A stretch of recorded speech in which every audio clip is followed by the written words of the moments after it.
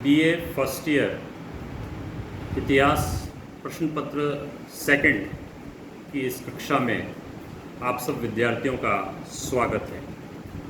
आज हम इकाई 2 का एक टॉपिक जिसका नाम है causes of the success of the Turks अर्थात तुर्कों की उत्तर भारत में जीत के कारण का अध्ययन करेंगे।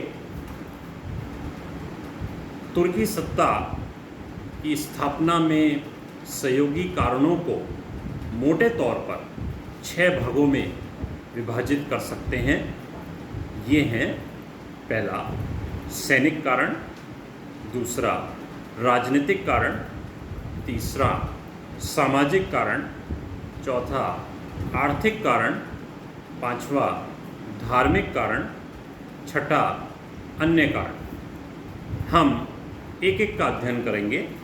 सर्वप्रथम सैनिक कारण। सैनिक कारण के अंतर्गत मुख्य कारण इस प्रकार से हैं।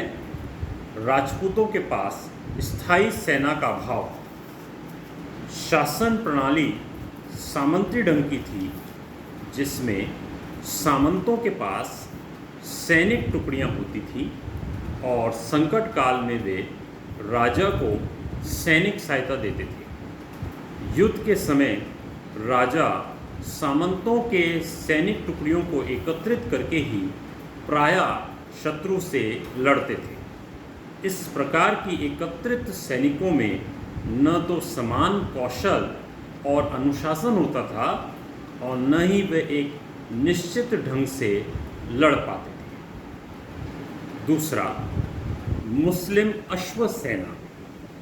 राजपूतों की हार का मुख्य सैनिक कारण ये था कि जहां तुर्क सेना में अश्व सेना की प्रधानता होती थी, वहीं राजपूत सेना में पैदल सैनिकों की संख्या अधिक होती थी। तुर्कों की घुड़सवार सेना तेज गति से राजपूत सैनिकों को प्रायः अस्त व्यस्त कर देती थी। तीसरा बिंदु, राजपूतों की हाथी सेना। राजपूत सेना में प्रायः काफ़ी संख्या में हाथी होते थे जो बिगड़कर अपने ही सैनिकों को रौंदने लगते थे। तुर्कों की सेना में ऐसा कोई अंग नहीं था जो इस प्रकार अपनी ही सेना को क्षति पहुंचाए।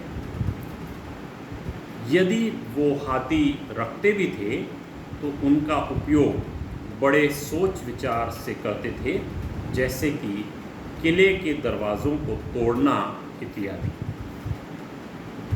चौथा बिंदु, तुर्कों की रणनीति।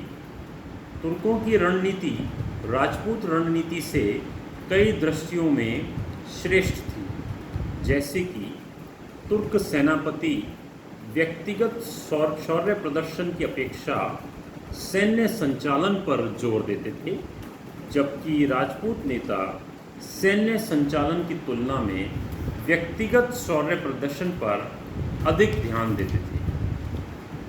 तुर्क सेनापति इस दृष्टि से कि नेता विहीन सेना का मनोबल टूट जाता है, वे अपनी व्यक्तिगत सुरक्षा का काफ़ी ध्यान रखते थे। इसके विपरीत राजपूत सेनापति प्रायः हाथियों पर चढ़कर युद्ध लड़ते थे, जिससे उनकी व्यक्तिगत सुरक्षा नहीं हो पाती। तुर्कों द्वारा आक्रमणकारी युद्ध।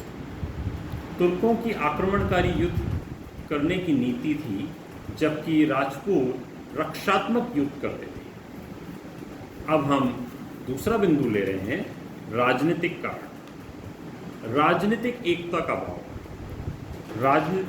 तत्कालीन भारत में राजनीतिक एकता का भाव था। देश छोटे छोटे राज्यों में बटा हुआ था जो पारस्परिक संघर्ष में अपनी शक्ति को नष्ट कर देते थे। उत्तर भारत में एक भी शक्तिशाली साम्राज्य नहीं था। दूसरा बिंदु इसके अंतर्गत, राजपूतों की जागीरदारी अथवा सामंती प्रथा। तुर्कों की हार का एक महत्वपूर्ण कारण राजपूतों की जागीरदारी या सामंती, जिसे हम अंग्रेज़ी में फ्यूडल सिस्टम कहते हैं, थी, जिसने भारत को राजनीतिक लाभ कम पहुंचाया। राजपूतों की शासन प्रणाली सामंती ढंग की थी, जिसमें राज्य अनेक जागीरों में विभाजित थे।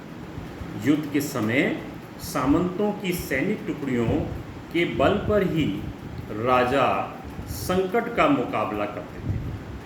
राजपूत राजा की सेना विभिन्न सामंतों की सेनाओं का मिश्रण था, जिसमें अनुशासन, संगठन, एकता, नेतृत्व और कुशल सेना संचालन का अभाव था। इससे राजपूतों की हार निश्चित हो गई। धन्यवाद।